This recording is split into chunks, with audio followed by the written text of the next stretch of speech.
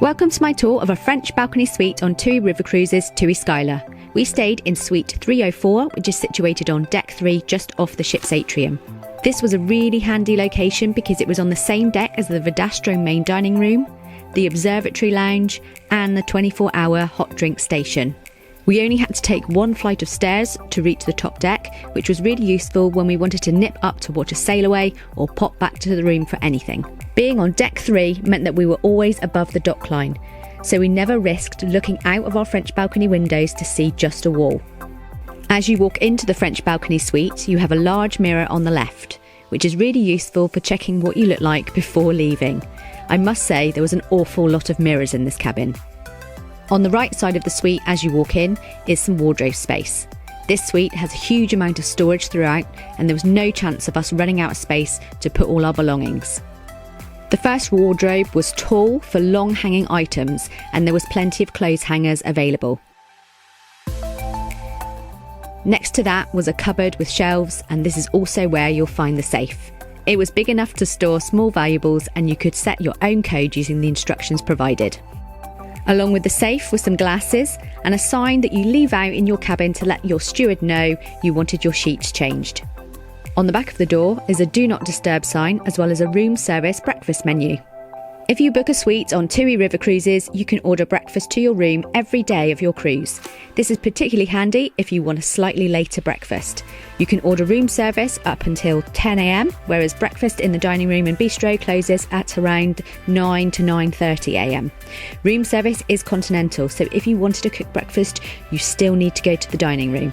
We paid for the little extra package, which includes a bottle of Prosecco and canapes in your room on arrival. To find out what else is included in the little extras package and whether it's worth paying extra for, I'd recommend watching my video about it. I'll leave a link in the description for you.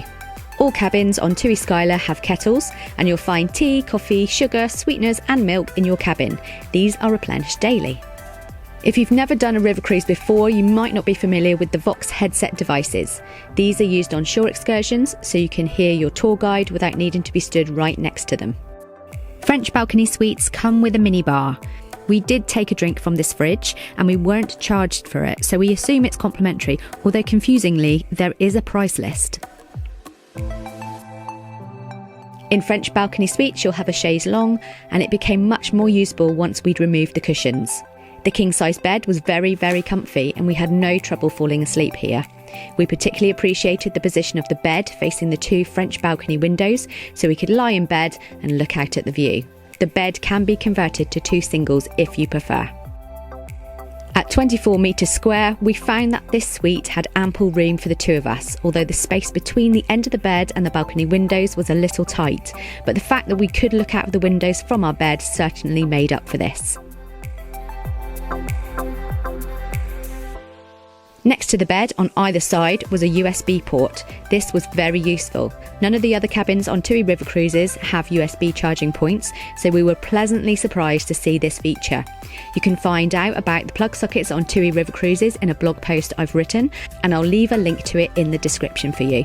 On the far side of the suite is a long desk cum dressing table and an equally wide mirror. This was perfect for doing my hair and makeup before dinner while Craig could watch the TV. The TV doesn't have many English channels except for news channels, but there was a Tui River Cruises information channel that allowed you to check things about your cruise. There's a telephone here and you can use it to contact the reception desk, but be warned, they can also contact you without much warning. A couple of times we heard a beep and suddenly a crew member was speaking to us, which seemed very weird. On the wall beside the bed is a remote control for lighting, and we discovered during the cruise that this remote can actually be taken off the wall. This means that you can turn the lights on and off once you're in bed, as well as use the dimmer and mood lighting. If you're finding this video helpful, please hit the like button to help others find it. One of the nicest features of the French balcony suite is the storage space next to the bathroom that felt almost like a walk-in wardrobe. There was so much room for clothes, shoes and bags here. There's also a temperature control panel on the wall, so you can alter it depending on the weather. The bathroom is situated behind the bedroom and is split into two sections. As you walk in, you have the toilet and wash basin area with plenty of mirrors. Under the wash basin is a tissue dispenser, a drawer for your toiletries bag, and a shaver point. A hairdryer is found in this drawer and you can move it and plug it into the bedroom. There's a small selection of Molton Brown toiletries that will be replenished throughout your cruise. The shower area is huge and comes with more Molton Brown toiletries. There's a rainhead shower and a towel rail at the far end. This is the biggest shower we've ever had on any cruise, including Ama Waterways. You can take a look at my tour of our suite on Ama Magna to compare the differences. The link is in the top right hand corner now.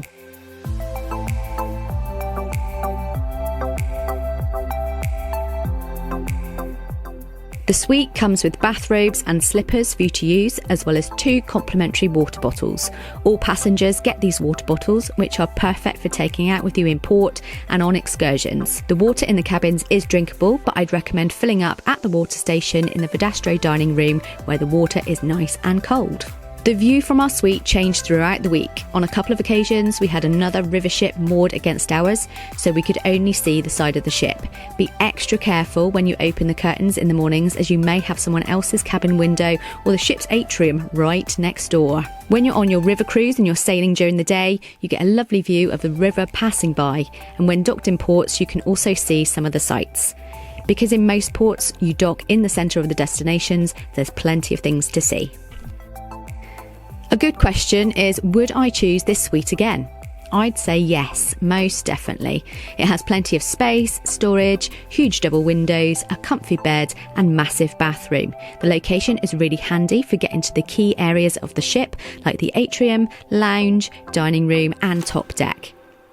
If you're interested in comparing this suite to a balcony cabin on Ama Waterways, I'd recommend watching this video next.